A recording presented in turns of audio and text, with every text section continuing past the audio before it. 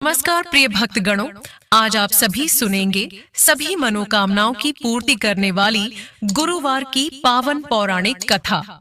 मान्यता के अनुसार आज के दिन जो भी व्यक्ति व्रत रखता है और व्रत कथा को सुनता है, उसकी समस्त मनोकामनाएं पूर्ण होती हैं।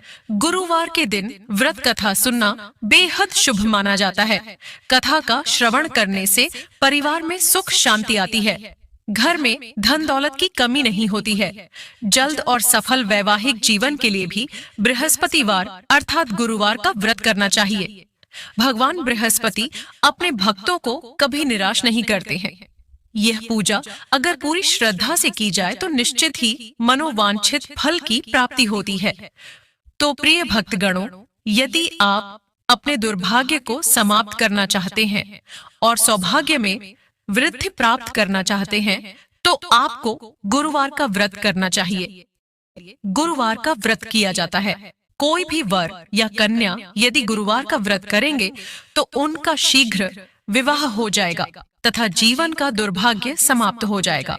और जो माताएं बहनें इस दिन किसी कारणवश व्रत नहीं भी रख पा रही हैं, वो श्री हरि विष्णु और माँ लक्ष्मी की कृपा पाने के लिए कथा का श्रवण अवश्य ही करें।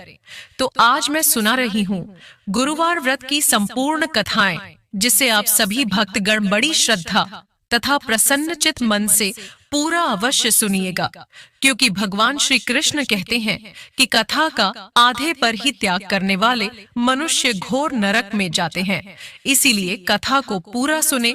लेकिन कथा को शुरू करने से पहले आप सभी से निवेदन है कि कथा को लाइक अवश्य करते हैं और हिंदू रिलीजियस टेल्स चैनल को सब्सक्राइब करके बेल आइकन का बटन दबाना बिल्कुल भी ना भूले। तो आइए श्री हरि विष्णु और मां लक्ष्मी के चरण कमलों का ध्यान करते हुए व्रत कथा का रसपान करते हैं। एक अति प्रतापी तथा दानी राजा था। वह प्रत्येक गुरुवार को व्रत रखता एवं पूजा करता था।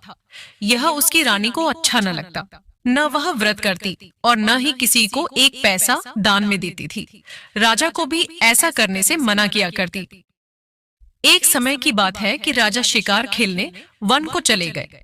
घर पर रानी और दासी थी। उस समय गुरु बृहस्पति साधु का रूप धारण कर राजा के दरवाजे पर भिक्षा मांगने आए। साधु ने रानी से भिक्षा मांगी तो वह कहने लगी, हे साधु महाराज, मैं इस दान और पुण्य से तंग आ गई हूँ। महाराज, आप कोई ऐसा उपाय बताएं जिससे यह सारा धन नष्ट हो जाए और मैं आराम से रह सकूं। साधु रूपी बृहस्पति देव ने कहा, हे देवी, तुम बड़ी विचित्र हो। संतान और धन से भी कोई दुखी होता है। अगर तुम्हारे पास धन अधिक है तो इसे शुभ कार्यों में लगाओ, जिससे तुम्हारे दोनों लोग सुधरे। परंतु साधु की इन बातों से रानी खुश नहीं हुई। उसने कहा, मुझे ऐसे धन की आवश्यकता नहीं जिसे मैं दान दूं तथा जिसको संभालने में ही मेरा सारा समय नष्ट हो जाए। साधु ने कहा, यदि तुम्हारी ऐसी इच्छा है तो जैसा मैं तुम्हें बताता हूँ तुम वैसा ही करना। बृहस्पतिवार के दिन तुम घर को गोबर से लीपना, अपने केशों को पीली मिट्टी से धोना, केशों को धोते समय स्नान करना, राजा से हजामत बनाने को कहना, भोजन में मांस मदिरा खाना, कपड़ा धोबी के यहाँ धुलने डालना। इस प्रकार 7 बृहस्पतिवार करने से तुम्हारा समस्त धन नष्ट हो जाएगा। इतना कहकर साधु बने बृहस्पति देव अंतर्धान हो गए। साधु के कहे अनुसार करते हुए रानी को केवल 3 बृहस्पतिवार ही बीते थे कि उसकी समस्त धन संपत्ति नष्ट हो गई। भोजन के लिए परिवार तरसने लगा। एक दिन राजा रानी से बोला, हे रानी, तुम यहीं रहो, मैं दूसरे देश को जाता हूँ, क्योंकि यहाँ पर मुझे सभी जानते हैं, इसीलिए मैं कोई छोटा कार्य नहीं कर सकता। ऐसा कहकर राजा परदेश चला गया। वहां वह जंगल से लकड़ी काट कर लाता और शहर में बेचता। इस तरह वह अपना जीवन व्यतीत करने लगा। इधर राजा के बिना रानी और दासी दुखी रहने लगी। एक समय जब रानी और दासियों को 7 दिन बिना भोजन के रहना पड़ा तो रानी ने अपनी दासी से कहा, हे दासी, पास ही के नगर में मेरी बहन रहती है। वह बड़ी धनवान है। तू उसके पास जा और कुछ ले आ, ताकि थोड़ा बहुत गुजर बसर हो जाए। दासी रानी की बहन के पास गई। उस दिन बृहस्पतिवार था। रानी का बहन उस समय बृहस्पतिवार की कथा सुन रही थी। दासी ने रानी की बहन को अपनी रानी का संदेश दिया, लेकिन रानी की बहन ने कोई उत्तर नहीं दिया। जब दासी को रानी की बहन से कोई उत्तर नहीं मिला तो वह बहुत दुखी हुई। उसे क्रोध भी आया।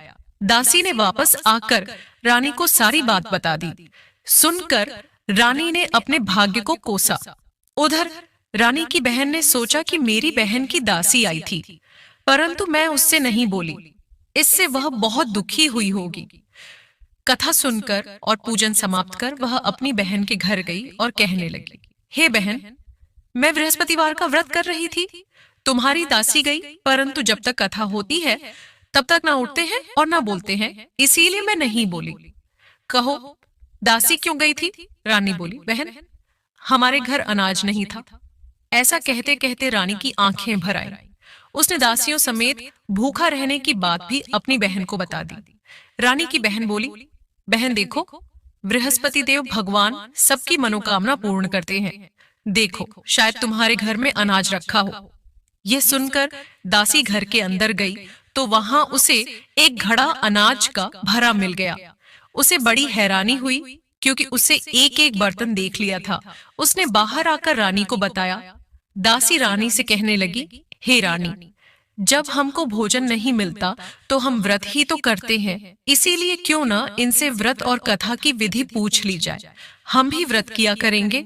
दासी के कहने पर रानी ने अपनी बहन से बृहस्पतिवार व्रत के बारे में पूछा। उसकी बहन ने बताया, बृहस्पतिवार के व्रत में चने की दाल और मुनक्का से विष्णु भगवान का, केले की जड़ में पूजन करें तथा दीपक जलाएं, पीला भोजन करें तथा कथा सुने। इससे गुरु भगवान प्रसन्न होते हैं, मनोकामना पूर्ण करते हैं। व्रत और पूजन की विधि बताकर रानी की बहन अपने घर लौट आई। रानी और दासी दोनों ने निश्चय किया कि बृहस्पति देव भगवान का पूजन जरूर करेंगे। 7 रोज बाद जब बृहस्पतिवार आया तो उन्होंने व्रत रखा। घुड़साल में जाकर चना और गुड़ बीन लाई तथा उसकी दाल से केले की जड़ तथा विष्णु भगवान का पूजन किया। अब पीला भोजन कहाँ से आए? दोनों बड़ी दुखी हुई, परंतु उन्होंने व्रत किया था, इसीलिए बृहस्पति देव जब भगवान प्रसन्न थे। एक साधारण व्यक्ति के रूप में वे 2 थालों में सुंदर पीला भोजन लेकर आए और दासी को देकर बोले, हे दासी, यह भोजन तुम्हारे लिए और तुम्हारी रानी के लिए है, इसे तुम दोनों ग्रहण करना। दासी भोजन पाकर बहुत प्रसन्न हुई। उसने रानी को सारी बात बताई। उसके बाद से वे प्रत्येक बृहस्पतिवार को गुरु भगवान का व्रत और पूजन करने लगी। बृहस्पति भगवान की कृपा से उनके पास धन हो गया, परंतु रानी फिर पहले की तरह आलस्य करने लगी। तब दासी बोली, देखो रानी, तुम पहले भी इस प्रकार आलस्य करती थी, तुम्हें धन के रखने में कष्ट होता था, इस कारण सभी धन नष्ट हो गया। अब गुरु भगवान की कृपा से धन मिला है तो फिर तुम्हें आलस्य होता है। बड़ी मुसीबतों के बाद हमने यह धन पाया है, इसीलिए हमें दान पुण्य करना चाहिए। अब तुम भूखे मनुष्यों को भोजन कराओ, प्याऊ लगवाओ, ब्राह्मणों को दान दो, कुआं, तालाब, बावड़ी आदि का निर्माण कराओ, मंदिर पाठशाला बनवाकर ज्ञान दान दो, कुंवारी कन्याओं का विवाह करवाओ, अर्थात धन को शुभ कार्यों में खर्च करो, जिससे तुम्हारे कुल का यश बढ़े तथा स्वर्ग प्राप्त हो और पितृ प्रसन्न हो। दासी की बात मानकर रानी शुभ कर्म करने लगी। उसका यश फैलने लगा। एक दिन रानी और दासी आपस में विचार करने लगी कि न जाने राजा किस दशा में होंगे। उनकी कोई खोज खबर भी नहीं है। उन्होंने श्रद्धा पूर्वक बृहस्पति भगवान से प्रार्थना की कि राजा जहाँ कहीं भी हो शीघ्र वापस आ जाए। उधर राजा प्रदेश में बहुत दुखी रहने लगा। वह प्रतिदिन जंगल से लकड़ी बीन कर लाता और उसे शहर में बेचकर अपने दुखी जीवन को बड़ी कठिनता से व्यतीत करता। एक दिन दुखी हो अपनी पुरानी बातों को याद करके वह रोने लगा और उदास हो गया। उसी समय राजा के पास बृहस्पति देव साधु के वेश में आकर बोले, हे लकड़हारे, तुम इस सुनसान जंगल में किस चिंता में बैठे हो, मुझे बतलाओ। यह सुन राजा के नेत्रों में जल भर आया। साधु की वंदना कर राजा ने अपनी संपूर्ण कहानी सुना दी। महात्मा दयालु होते हैं। वे राजा से बोले, हे राजा, तुम्हारी पत्नी ने बृहस्पति देव के प्रति अपराध किया था, जिसके कारण तुम्हारी यह दशा हुई। अब तुम चिंता मत करो, भगवान तुम्हें पहले से अधिक धन देंगे। देखो, तुम्हारी पत्नी ने बृहस्पतिवार का व्रत प्रारंभ कर दिया है। अब तुम भी बृहस्पतिवार का व्रत करके चने की दाल, गुड़, जल के लोटे में डालकर केले का पूजन करो। फिर कथा कहो या सुनो, भगवान तुम्हारी सब कामनाओं को पूर्ण करेंगे।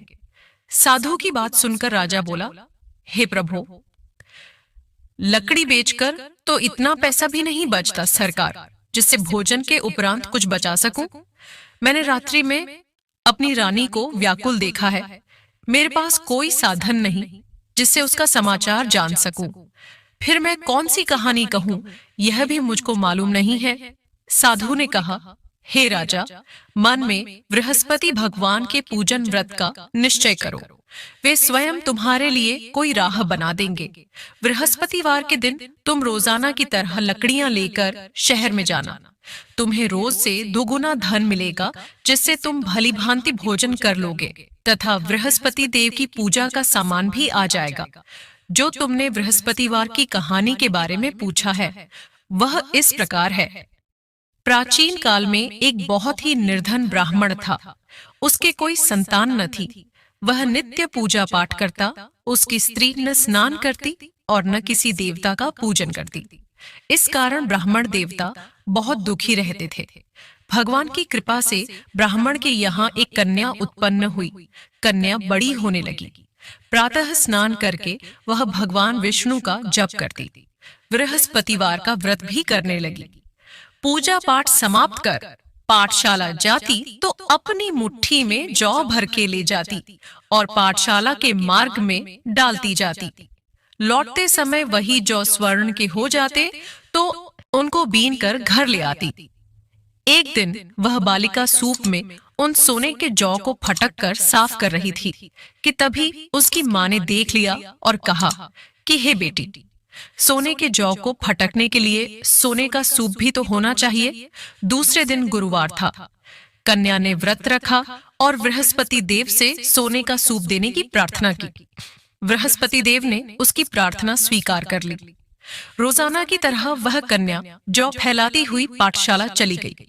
पाठशाला से लौटकर जब वह जौ बीन रही थी तो बृहस्पति देव की कृपा से उसे सोने का सूप मिला। उसे वह घर ले आई और उससे जौ साफ करने लगी, परंतु उसकी माँ का वही ढंग रहा। एक दिन की बात है, कन्या सोने के सूप में जब जौ साफ कर रही थी, उस समय उस नगर का राजकुमार वहां से निकला। कन्या के रूप और कार्य को देखकर वह उस पर मोहित हो गया। राजमहल आकर वह भोजन तथा जल त्याग कर उदास होकर लेट गया। राजा को जब राजकुमार द्वारा अन्न जल त्यागने का समाचार ज्ञात हुआ तो अपने मंत्रियों के साथ वह अपने पुत्र के पास गया और कारण पूछा। राजकुमार ने राजा को उस लड़की के घर का पता भी बता दिया। मंत्री उस लड़की के घर गया। मंत्री ने ब्राह्मण के समक्ष राजा की ओर से निवेदन किया। कुछ ही दिन बाद ब्राह्मण की कन्या का विवाह राजकुमार के साथ संपन्न हो गया।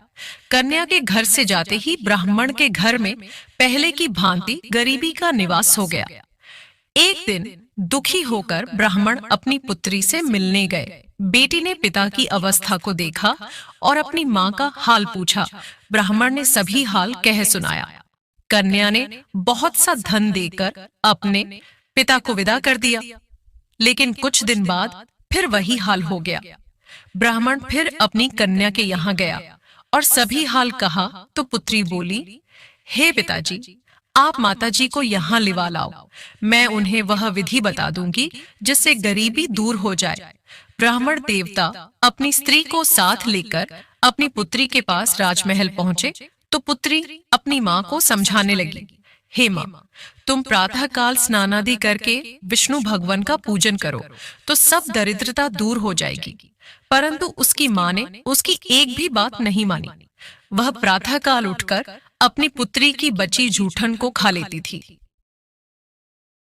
एक दिन उसकी पुत्री को बहुत गुस्सा आया। उसने अपनी माँ को एक कोठरी में बंद कर दिया। प्रातः उसे स्नानादि करा के पूजा पाठ करवाया तो उसकी माँ की बुद्धि ठीक हो गई। इसके बाद वह नियम से पूजा पाठ करने लगी और प्रत्येक बृहस्पतिवार को व्रत करने लगी। इस व्रत के प्रभाव से मृत्यु के बाद वह स्वर्ग को गई। वह ब्राह्मण भी सुख पूर्वक इस लोक का सुख भोग कर स्वर्ग को प्राप्त हुआ। इस तरह कहानी कहकर साधु बने देवता वहां से लोप हो गए। धीरे धीरे समय व्यतीत होने पर फिर बृहस्पतिवार का दिन आया। राजा जंगल से लकड़ी काटकर शहर में बेचने गया। उसे उस दिन और दिनों से अधिक धन मिला। राजा ने चना, गुड़ आदि लाकर बृहस्पतिवार का व्रत किया। उस दिन से उसके सभी क्लेश दूर हुए।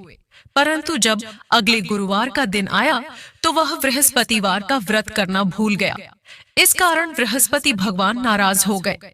उस दिन उस नगर के राजा ने विशाल यज्ञ का आयोजन किया था तथा अपने समस्त राज्य में घोषणा करवा दी कि सभी मेरे यहाँ भोजन करने आवे, किसी के घर चूल्हा न जले। इस आज्ञा को जो न मानेगा उसको फांसी दे दी जाएगी। राजा की आज्ञानुसार राज्य के सभी वासी राजा के भोज में सम्मिलित हुए, लेकिन लकड़हारा कुछ देर से पहुंचा, इसीलिए राजा उसको अपने साथ महल में ले गए। जब राजा लकड़हारे को भोजन करा रहे थे तो रानी की दृष्टि उस खूंटी पर पड़ी जिस पर उसका हार लटका हुआ था। उसे हार खूंटी पर लटका दिखाई नहीं दिया। रानी को निश्चय हो गया कि मेरा हार इस लकड़हारे ने चुरा लिया है। उसी समय सैनिक बुलवाकर उसको जेल में डलवा दिया। लकड़हारा जेल में विचार करने लगा कि न जाने कौन से पूर्व जन्म के कर्म से मुझे यह दुख प्राप्त हुआ है, और जंगल में मिले साधु को याद करने लगा। तत्काल बृहस्पति देव साधु के रूप में प्रकट हो गए और कहने लगे, अरे मूर्ख, तूने बृहस्पति देवता की कथा नहीं की, उसी कारण तुझे यह दुख प्राप्त हुआ है। अब चिंता मत कर, बृहस्पतिवार के दिन जेल खाने के दरवाजे पर तुझे 4 पैसे पड़े मिलेंगे। उनसे तू बृहस्पतिवार की पूजा करना तो तेरे सभी कष्ट दूर हो जाएंगे। अगले बृहस्पतिवार उसे जेल के द्वार पर 4 पैसे मिले। राजा ने पूजा का सामान मंगवाकर कथा कही और प्रसाद बांटा। उसी रात्रि में बृहस्पति देव ने उस नगर के राजा को स्वप्न में कहा, हे राजा, तूने जिसे जेल में बंद किया है उसे कल छोड़ देना, वह निर्दोष है। राजा प्रातःकाल उठा और खूंटी पर हार टंगा देखकर लकड़हारे को बुलाकर क्षमा मांगी तथा राजा के योग्य सुंदर वस्त्र आभूषण भेंट कर उसे विदा किया। गुरुदेव की आज्ञानुसार राजा अपने नगर को चल दिया। राजा जब नगर के निकट पहुंचा तो उसे बड़ा ही आश्चर्य हुआ। नगर में पहले से अधिक बाग, तालाब और कुएं तथा बहुत सी धर्मशालाएं, मंदिर आदि बने हुए थे। राजा ने पूछा कि यह किसका बाग और धर्मशाला है। तब नगर के सब लोग कहने लगे कि यह सब रानी और दासी द्वारा नवाए गए हैं। राजा को आश्चर्य हुआ और गुस्सा भी आया कि उसकी अनुपस्थिति में रानी के पास धन कहां से आया होगा। जब रानी ने यह खबर सुनी कि राजा आ रहे हैं तो उसने अपनी दासी से कहा, हे दासी, देख, राजा हमको कितनी बुरी हालत में छोड़ गए थे। वह हमारी ऐसी हालत देखकर लौट न जाए, इसलिए तू दरवाजे पर खड़ी हो जा। रानी की आज्ञानुसार दासी दरवाजे पर खड़ी हो गई और जब राजा आए तो उन्हें अपने साथ महल में लिवा लाई। तब राजा ने क्रोध करके अपनी तलवार निकाली और पूछने लगा, बताओ, यह धन तुम्हें कैसे प्राप्त हुआ है? तब रानी ने सारी कथा कह सुनाई। राजा ने निश्चय किया कि मैं रोजाना दिन में 3 बार कहानी कहा करूंगा और रोज व्रत किया करूंगा। अब हर समय राजा के दुपट्टे में चने की दाल बंधी रहती तथा दिन में 3 बार कथा कहता। एक रोज राजा ने विचार किया कि चलो अपनी बहन के यहाँ हो आऊं। इस तरह का निश्चय कर राजा घोड़े पर सवार हो अपनी बहन के यहाँ चल दिया। मार्ग में उसने देखा कि कुछ आदमी एक मुर्दे को लिए जा रहे हैं। उन्हें रोककर राजा कहने लगा, अरे भाइयों, मेरी बृहस्पतिवार की कथा सुन लो। वे बोले, लो, हमारा तो आदमी मर गया है, इसको अपनी कथा की पड़ी है। परंतु कुछ आदमी बोले, अच्छा कहो, हम तुम्हारी कथा भी सुनेंगे। राजा ने दाल निकाली और कथा कहनी शुरू कर दी। जब कथा आधी हुई तो मुर्दा हिलने लगा और जब कथा समाप्त हुई तो राम राम करके वह मुर्दा खड़ा हो गया। राजा आगे बढ़ा। उसे चलते चलते शाम हो गई। आगे मार्ग में उसे एक किसान खेत में हल चलाता मिला। राजा ने उससे कथा सुनने का आग्रह किया, लेकिन वह नहीं माना। राजा आगे चल पड़ा। राजा के हटते ही बैल पछाड़ खाकर गिर गए तथा किसान के पेट में बहुत जोर से दर्द होने लगा। उसी समय किसान की माँ रोटी लेकर आई। उसने जब देखा तो अपने पुत्र से सब हाल पूछा। बेटे ने सभी हाल बता दिया। बुढ़िया माई दौड़ी दौड़ी उस घुड़सवार के पास पहुंची और उससे बोली, मैं तेरी कथा सुनूंगी, तू अपनी कथा मेरे खेत पर ही चलकर कहना। राजा ने लौटकर बुढ़िया के खेत पर जाकर कथा कही, जिसके सुनते ही बैल खद्दीरे हो गए तथा किसान के पेट का दर्द भी बंद हो गया। राजा अपनी बहन के घर पहुंच गया। बहन ने भाई की खूब मेहमानी की। दूसरे रोज प्रातःकाल राजा जागा तो वह देखने लगा कि सब लोग भोजन कर रहे हैं। राजा ने अपनी बहन से जब पूछा, ऐसा कोई मनुष्य है जिसने भोजन नहीं किया हो, जो मेरी बृहस्पतिवार की कथा सुन ले? बहन बोली, हे भैया, ये देश ऐसा ही है, यहाँ लोग पहले भोजन करते हैं, बाद में कोई अन्य काम करते हैं। फिर वह एक कुम्हार के घर गई, जिसका लड़का बीमार था। उसे मालूम हुआ कि उसके यहाँ 3 दिन से किसी ने भोजन नहीं किया है। रानी ने अपने भाई की कथा सुनने के लिए कुम्हार से कहा। वह तैयार हो गया। राजा ने जाकर बृहस्पतिवार की कथा कही, जिसको सुनकर उसका लड़का ठीक हो गया। अब तो राजा को प्रशंसा होने लगी। एक दिन राजा ने अपनी बहन से कहा, हे बहन, मैं अब अपने घर जाऊंगा, तुम भी तैयार हो जाओ। राजा की बहन ने अपनी सास से अपने भाई के साथ जाने की आज्ञा मांगी। सास बोली, हाँ चली जा, मगर अपने लड़चकों को मत ले जाना, क्योंकि तेरे भाई के कोई संतान नहीं होती है। बहन ने अपने भाई से कहा, हे भैया, मैं तो चलूंगी, मगर कोई बालक नहीं जाएगा। अपनी बहन को भी छोड़कर दुखी मन से राजा अपने नगर को लौट आया। राजा ने अपनी रानी से सारी कथा बताई और बिना भोजन किए वह शैया पर लेट गया। रानी बोली, हे प्रभु, बृहस्पति देव ने हमें सब कुछ दिया है, वे हमें संतान अवश्य देंगे। उसी रात बृहस्पति देव ने राजा को स्वप्न में कहा, हे राजा, उठ, सभी सोच त्याग दे, तेरी रानी गर्भवती है। राजा को यह जानकर बड़ी खुशी हुई। 9वें महीन रानी के गर्भ से एक सुंदर पुत्र पैदा हुआ। तब राजा बोला, हे रानी, स्त्री बिना भोजन के रह सकती है, परंतु बिना कहे नहीं रह सकती। जब मेरी बहन आए तो तुम उससे कुछ मत कहना। रानी ने हाँ कर दी। जब राजा की बहन ने यह शुभ समाचार सुना तो वह बहुत खुश हुई तथा बधाई लेकर अपने भाई के यहाँ आई। रानी ने तब उसे आने का उलाहना दिया। जब भाई अपने साथ ला रहे थे तब टाल गई, उनके साथ न आई और आज अपने आप ही भागी भागी बिना बुलाए आ गई। तो राजा की बहन बोली, भाई, मैं इस प्रकार न कहती तो तुम्हारे घर औलाद कैसे होती? बृहस्पति देव सभी कामनाएं पूर्ण करते हैं। जो सद्भावना पूर्वक बृहस्पतिवार का व्रत करता है एवं कथा पढ़ता है अथवा सुनता है और दूसरों को सुनाता है, बृहस्पति देव उसकी सभी मनोकामनाएं पूर्ण करते हैं, उनकी सदैव रक्षा करते हैं। जो संसार में सद्भावना से गुरुदेव का पूजन एवं व्रत सच्चे हृदय से करते हैं, उनकी सभी मनोकामनाएं वैसे ही पूर्ण होती हैं। जरीन जैसी सच्ची भावना से रानी और राजा ने बृहस्पति देव की कथा का गुणगान किया तो उनकी सभी इच्छाएं बृहस्पति देव जी ने पूर्ण की। अनजाने में भी बृहस्पति देव की उपेक्षा न करें, ऐसा करने से सुख शांति नष्ट हो जाती है। इसीलिए सबको कथा सुनने के बाद प्रसाद लेकर जाना चाहिए। हृदय से उनका मनन करते हुए जयकारा बोलना चाहिए। बोलिए श्री हरि विष्णु की जय, बृहस्पति देव की जय। प्रिय भक्त जनों, आइए सुनते हैं बृहस्पतिवार की दूसरी कथा। एक दिन इंद्र बड़े जनों, आइए सुनते हैं बृहस्पतिवार की दूसरी कथा। एक दिन इंद्र बड़े अहंकार से अपने सिंहासन पर बैठे थे और बहुत से देवता, ऋषि, गंधर्व, किन्नर आदि सभी सभा में उपस्थित थे। जिस समय बृहस्पति जी वहां पर आए तो सबके सब उनके सम्मान के लिए खड़े हो गए, परंतु इंद्र गर्व के मारे खड़े नहीं हुए। यद्यपि इंद्र सदैव उनका आदर किया करता था। बृहस्पति जी अपना अनादर समझते हुए वहां से उठकर चले गए। तब इंद्र को बड़ा शोक हुआ कि मैंने गुरुजी का अनादर कर दिया, मुझसे बड़ी भारी भूल हो गई। गुरुजी के आशीर्वाद से ही मुझको यह वैभव मिला है, उनकी क्रोध से यह सब नष्ट हो जाएगा। इसीलिए उनके पास जाकर उनसे क्षमा मांगनी चाहिए, जिससे उनका क्रोध शांत हो जाए और मेरा कल्याण हो। ऐसा विचार कर इंद्र उनके स्थान पर गए। जब बृहस्पति जी ने अपने योग बल से यह जान लिया कि इंद्र क्षमा मांगने के लिए आ रहा है, तब क्रोधवश उनसे भेंट करना उचित न समझकर अंतर्ध्यान हो गए। जब इंद्र ने बृहस्पति जी को घर पर न देखा, तब निराश होकर लौट आए। जब दैत्यों के राजा विश्ववर्मा को यह समाचार विदित हुआ, तो उसने अपने गुरु शुक्राचार्य की आज्ञा से इंद्रपुरी को चारों तरफ से घेर लिया। गुरु की कृपा न होने के कारण देवता हारने व मार खाने लगे।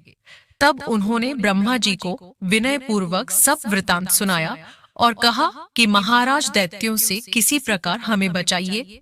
तब ब्रह्मा जी कहने लगे कि तुमने बड़ा अपराध किया है, जो गुरुदेव को क्रोधित किया। अब तुम्हारा कल्याण इसी में हो सकता है।